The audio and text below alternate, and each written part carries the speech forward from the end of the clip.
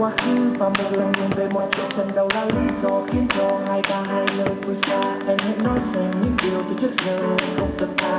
Em cứ ngây thơ rồi bất ngờ tay ngắt cho anh mất mơ. Em hãy nói xem còn điều gì trong khi yêu anh em vẫn buồn đâu. Hay tại sao ta tin người đã phải phép cho quên như lại mong.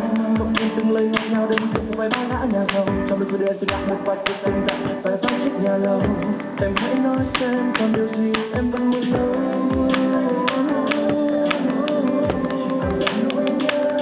Đành lạc loài vào chờ với những